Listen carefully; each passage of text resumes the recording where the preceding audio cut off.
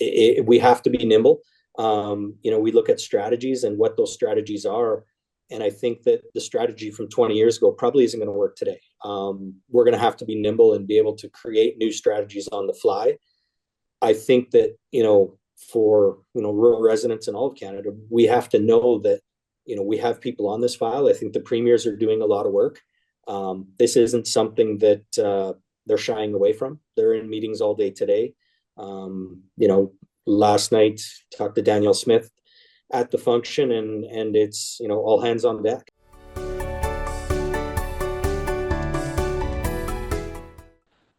Welcome to Municipal Affairs. Today we're tackling a critical issue that could see serious effects on local economies from coast to coast to coast here in Canada. Trade tensions between Canada and the United States are once again making headlines as U.S. President Donald Trump signals potential tariffs on Canadian goods as of March. And while trade is often seen in the jurisdiction of federal and provincial governments, municipalities are stepping up to defend jobs, industries, and communities across Canada. From auto manufacturing in Ontario to agriculture in the Prairies, these economic ties run deep, and local leaders know firsthand what's at stake. That's why the Federation of Canadian Municipalities headed to Washington, D.C. this week. They're working with federal and provincial counterparts, but also reaching across the border, engaging U.S. counterparts like the U.S. Conference of Mayors and the National League of Cities. The goal? To reinforce just how interconnected Canada and the Americas' economies are. FCM representatives joined Ontario Premier Doug Ford and the Council of Federation in Washington, D.C. on February 11th and 12th. Among them was Neil Comeau, councillor for Sturgeon County, Alberta, and chair of the FCM Rural Caucus. He brought a rural perspective to the table, ensuring that the voices of Canada's farmers, producers, and small-town economies were heard by U.S. policymakers. So what came out of these meetings? What's the path forward for Canadian municipalities in this ever-changing trade dispute? And how does a rural voice fit into these high-level discussions? We'll unpack all of that with Councillor Neil Comeau himself right after this.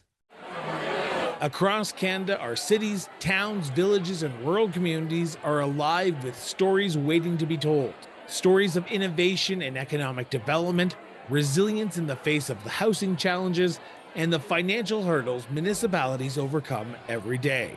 At the Cross Border Network, we bring these stories to life. From coast to coast to coast, we're connecting Canadians to the issues shaping our communities and showcasing the people working tirelessly to make them thrive. With your support, we can expand our reach, amplify more voices, and shine a light on the challenges and triumphs of municipal life. For as little as $3.99 a month, you can help us grow and continue sharing the stories that matter most. Join us today and be part of this important mission.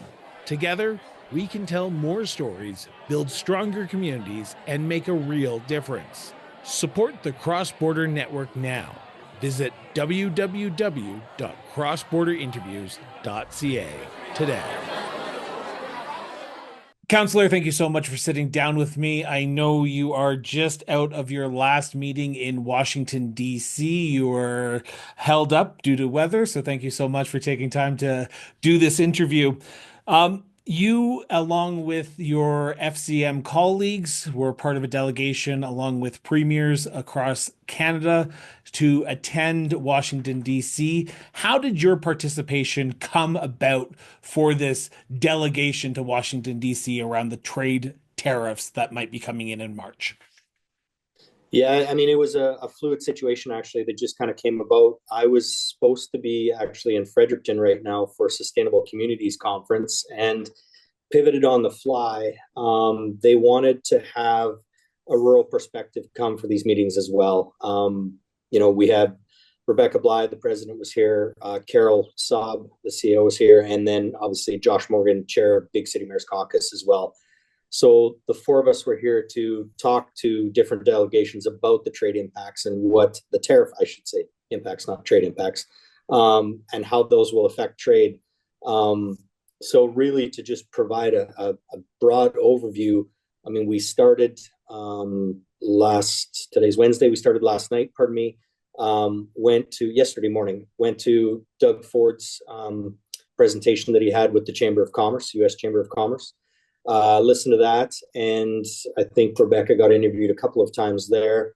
Then we met last night, the Premier's networking reception, where actually all 13 premiers were there. I did speak to, I'm going to say 5, 6 myself, but I think most people were able to get a talking point with all the premiers, and just we're trying to find out about the all Canadian approach. This has really been led by the premiers, and we're, as municipal leaders, we're closest to the ground, so this is going to affect all of us in a large way. We all know that. Just trying to figure out, steps forward, and some of those steps forward, we met with different organizations down here, be it I think it's called the National League of Cities, and then the National Association of Counties. So the counties are obviously the one that plays probably a closer role to myself, but really, even with the League of Cities, we're all in the same boat. They realize it here, boots on the ground, that these tariffs aren't a good thing even for themselves. It's just trying to figure out a way forward. If we can establish relationships with, mayors, councillors across the border, and really impart how it's affecting us in Canada and how it's going to affect them and vice versa, maybe that's going to be a way where we can, leverage that to be able to have meaningful conversations that go up the chain of command. At the networking reception, Senator Kramer from North Dakota was there, and he spoke about the importance of Canadian relations. Him and Doug Ford seemed to have a pretty good relationship. He had 20-minute speech about how Canada has worked well together with the United States over the years, and it probably did give me a positive feeling being there that night, just to see those conversations happen. There's industry members from across the nation, across Canada and across the United States that were there. Quote unquote, let's call it some of the bigger players of the Amazons, the Walmarts of the world, etc., had representation there.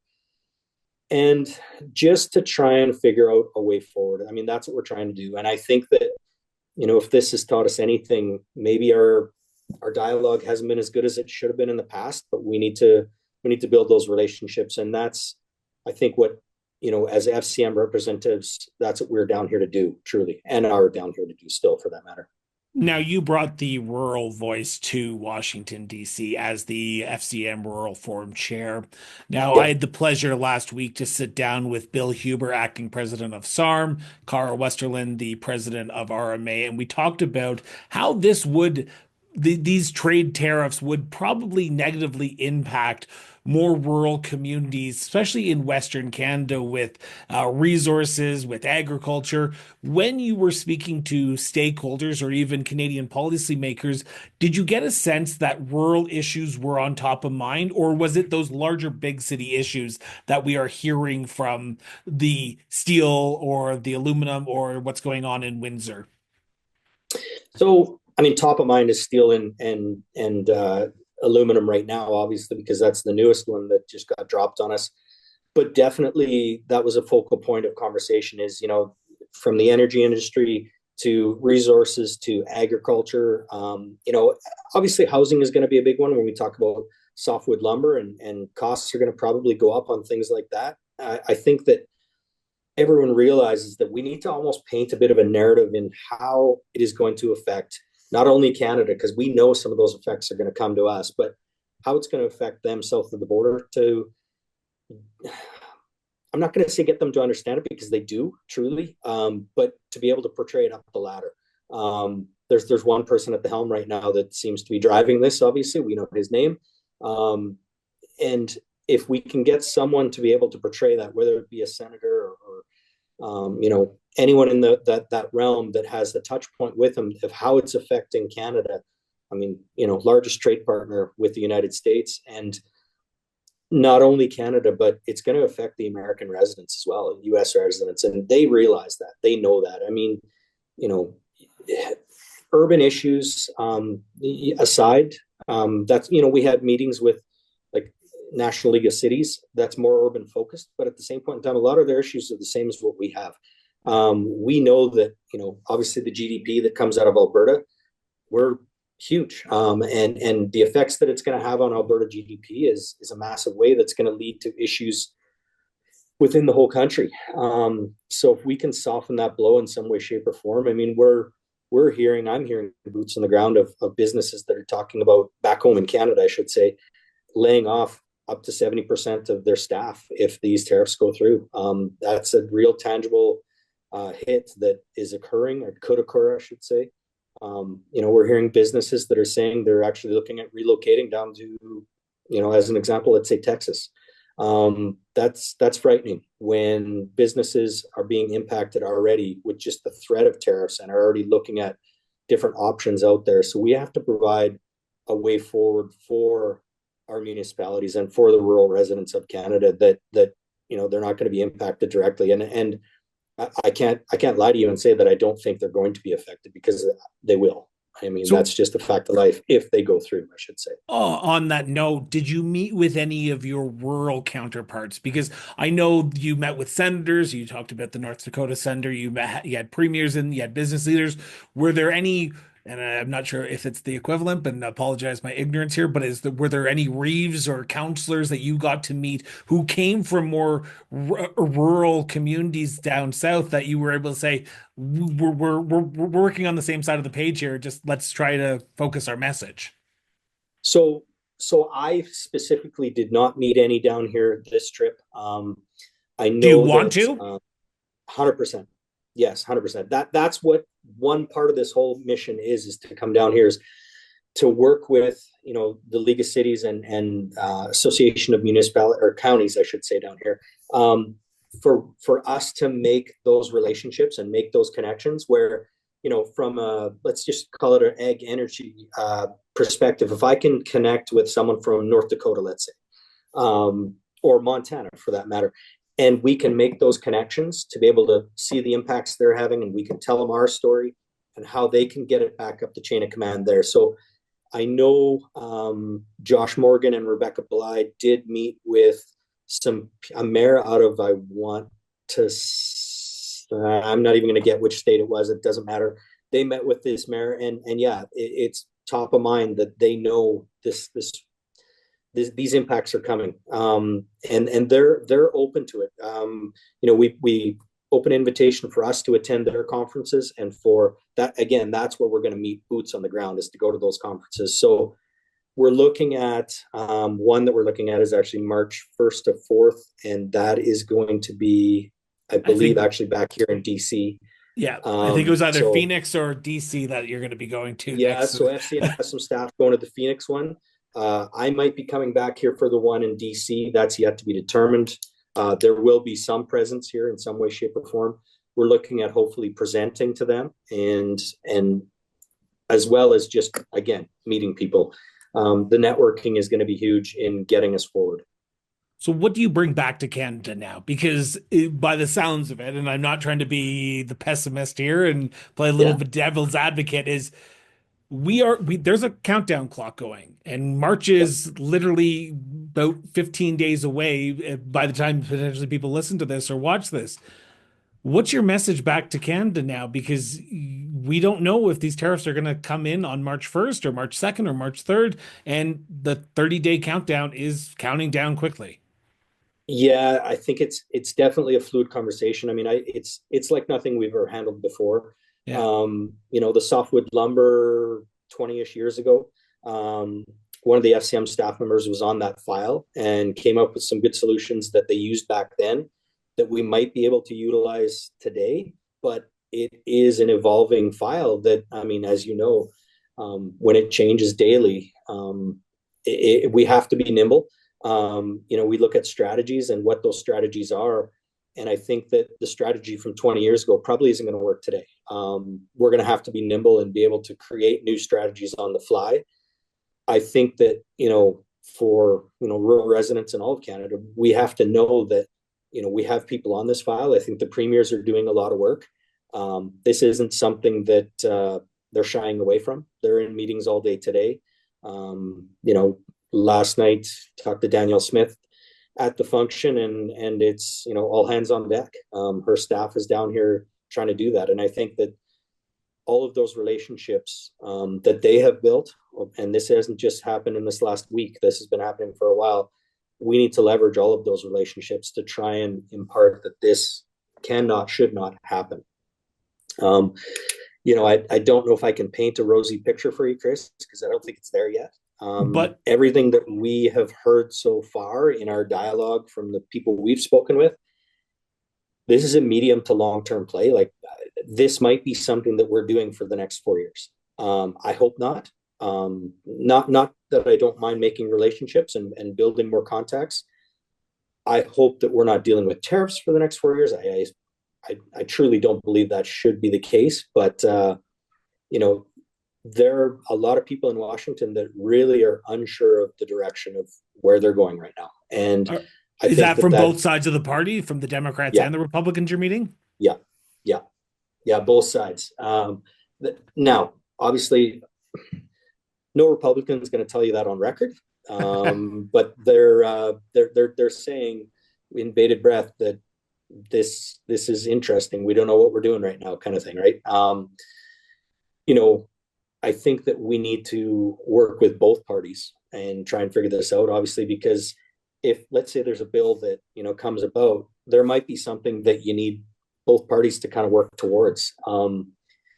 With it's not a huge majority, but Trump doesn't have a majority down here, and in order to get things through, you might need to play with your neighbor next door. And I think that they're realizing that. I still am unsure, I think, as a lot of people are, of where we're going in the next, like, as you said, 15 days. Those tariffs could, if we're down here, I shouldn't say if, like we were down here for those meetings March 3rd to 4th, that's when those tariffs could come in, and it could hit the fan at that point in time. I hope it doesn't, but it could. But we need to be here to expand our network. That was something that was mentioned during the softwood lumber. There was a lot of dialogue, there was a lot of relationships 20 years ago, and those have kind of gone by the wayside, and maybe they shouldn't have. So is that a US Canada relationship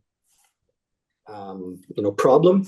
Possibly at more of a municipal and level. I think that federally, whether it be with Biden or Trump, and with Trudeau, I think there was a relationship there, but maybe we need to get back to the brass tacks, because we are the closest to the ground, and we know how this is going to impact our residents, you and I together, for that matter. There has been talk around the municipal world that rural voices aren't being heard. Yeah. How important was it for FCM to reach out to you, to reach out to the Rural Forum and say, we need that rural voice in Washington, because you would bring something that potentially the big city mayors, FCM, might not understand? Was that a good move, do you believe, from FCM part to bring you along from that rural perspective, to have that rural voice in Washington? 1000%, Chris. You probably don't even know this, but Carol and Rebecca Bly and Matt Gemmell came out to Alberta mid-January and met with RMA, because, as you mentioned, there was some discontent, I should say, not was, is discontent with the representation of rural. And it was a good eye-opener. There were some frank conversations at that table. It was a roughly 2 hour meeting. Those frank conversations helped. I did literally say, when I arrived here Monday night, this will go a long way. And I do believe that, not only for the rural representation, but just to show that FCM is bringing a broad spectrum of people here. It doesn't have to be me. Anyone else rural, I mean, we're already talking about not if and when we come back, who it's going to be. There's talk, and I think I'm going to try and bring this to fruition. We need a manager within FCM of rural, everything rural, so that things don't get lost like this. The communication needs to be better, with rural, make it target specific to rural. And for that matter, I'll take some ownership of that. My messaging back needs to be better. So what is your And message back to members today? So if for those rural municipal leaders, because I know many of them just like you do, yeah, I'm heading off to yeah, SARM in March. I'm going to be meeting with yep, RMA in March. I'm heading up to Yukon, the Yellowknife this month as well. What's your message to rural Canada today from someone who was just in these meetings, who is part of FCM, who is advocating? And I know you quite well, Neil, and I know that you are a strong advocate for rural Canada. What's your yep. message to rural Canada today? So my message for rural Canada today is I think we are actually could be and should be the backbone with what we have to provide back to Canada. We can be that light that brings us out the other end of the tunnel. With the natural resources we have, the agriculture, you name it. Let's talk tourism, Chris. We've talked about that in the past. That is there. Um, we need to do a better job of showing what we are. And Canada, unfortunately, isn't good at that. We never have been. We need to be. I mean, I'll say one thing. I'm going to just tangent on you here quickly, but when I come here and I see the patriotism, that I love. I can't believe that we don't do that at home. I mean, I'm a patriot to Canada, but I can't believe we don't do that at home. It absolutely drives me bananas that we have gotten to the point where we're not the power that we used to be post Second World War. And I'm going way back in time here, but we were a superpower. Why can't we be? We have all the resources, we have everything we need within Canada, and a lot of that comes from rural Canada. So that's where I say we are the strength of Canada, in my opinion. We're the backbone of Canada. I mean, without what we provide, and GDP, oil and gas, whatever you want to call it, whatever, without what we provide, Canada isn't nearly as strong as it is, and that's just a fact of life. Yes, people live in the cities. That's where the transit and fun things like that are. But transit for rural Canada is a proper road, and if we have proper infrastructure, which I've been arguing for down here as well, and they're saying the same thing that like down here in the United States, they literally said the divide between rural and urban is a major issue here as well, and we kind of looked at each other around the table and went, yeah, we've heard that one before because we know we're encountering it in Alberta and in Canada right now. And if we can somehow bridge that gap, that would be a good thing as well. That's an aside from what we're down here to do right now, but we have to get them to realize that these tariffs are not a good thing, and that rural Canada can lead us out of this as well. From a personal perspective, I've got to ask, did you ever think when you first decided to run for council that you'd be sitting in Washington, D.C. after a 2-day meeting where 13 premiers, senators, congressmen, stakeholders, business leaders would be gathering and you would be sitting there talking to them? And what's your message to Sturgeon County? Because you're going back there and you're going to have to tell them what you've heard, and they're part of the rural area as well. So do you feel kind of like in cloud nine right now, being sort of I'm the Yeah, point person? for sure. Never would have thought that. For sure, never ever would have thought that I'd be down here on this junket like this. Like, to be quite honest, when I got I'm going to say it was Thursday afternoon, I got an email. Hey, what's your schedule like? Do you think you can make this fly? And at first, my first thought was I'm going to Sustainable Communities Conference, and that's what I'm focused on because I was going to be speaking there as well.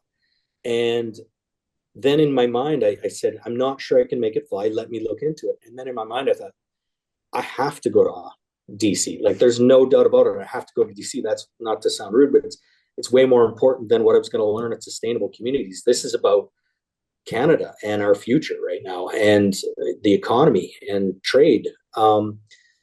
So I never would have thought I would have been doing it. Even on the And weekend, I was go ahead. telling friends that I'm heading to DC, and they're like, "What do you? No, you're going to Fredericton. No, plans changed. What are you talking about?" And they're like, "What are you doing there?" I'm like, "Well, I'm representing rural Canada." What? They had no clue. So what you're bringing back to Sturgeon County is I'm going to bring back that the general populace, it seems like down here, isn't thinking the way that the one person at the top is, and I think that there is a future moving forward. We just have to get past that. Quote unquote, the sky isn't falling right now. It may seem like it. Uh, Even again, nobody knows this, but even if the tariffs do go on, I just don't think they can stay on for long, because I think it's the impacts that we're going to see in the United States. They're going to realize very quickly that this doesn't make a lot of sense. They're trying to get out of debt down here and talk about getting spending under control. This is just going to create more. It's going to be more expensive for everything to occur. I mean, an automobile part crosses the border probably 8 times before that car is built. So you're going to have 8 different taxes on it before that car is even built. Now you're going to talk about the price of a car probably being at a low end. One of the numbers we're being told of a very small upstart kind of car is at least $3,000 to $4,000 more per car. That's a lot for the average consumer. That's a lot. And I just can't see how that's going to portray well down here and in the short or the long-term future. So your final parting words before I let you go, because I know you probably want to relax after a whirlwind of the last 2 days. But what's next? What do you do now? Because you're going to be heading home. Assuming these conversations don't stop, are you going to try and reach out on your own as rural forum chair to potential rural leaders down south, or are you going to Yeah. be waiting to start those conversations at those conventions that we've talked about? No, I think it's all hands on deck right now. I think we have to do everything we can to make those connections. The sooner, the better. We even talked about, and we put it on the table for those conventions that, for them, it's an open invite to come to Canada as well. And maybe let's say it's someone from Montana, they come to the national convention this year, which is going to be in Ottawa. And I'm the tour guide. I tour them around. I introduce them to people. We, come up with problems that they have that they're facing and encountering that we might be, and maybe together we can brainstorm solutions. Those relationships start now, and they're not going to end for that matter. I think that's one thing that we've learned. I've learned, at least I should say, in the last 2 days, is that those relationships have to happen over the next probably 4 years, and should never stop for that matter. But we're definitely looking at, where and when we're getting back here, and it could be sooner than later. Like I say, in all likelihood, I think I'm back here, whatever, March 1st to 4th, and continuing this. But we as FCM, it's all hands on deck right now. This is a fluid moving file that we see the importance of, and I think that we can all work on it together, but it's not going to just be one person. So, the next go around, it might not be me. Maybe it's one of the vice chairs or other members of Rural Forum that bring a different perspective. But we need to continue this for sure moving forward. We certainly do. And this episode is airing the week that you're in Washington. And next week, we're going to be sitting down with a mayor from Ontario and a mayor from New York to talk about their cross-border relationships.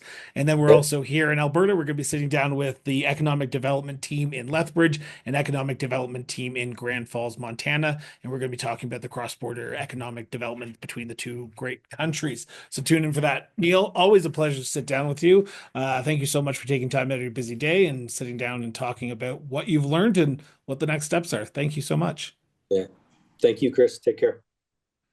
Thank you so much for tuning in for another episode of Municipal Affairs. We hope you've enjoyed today's conversation and gained some valuable insights on what municipalities are doing on this ongoing trade war.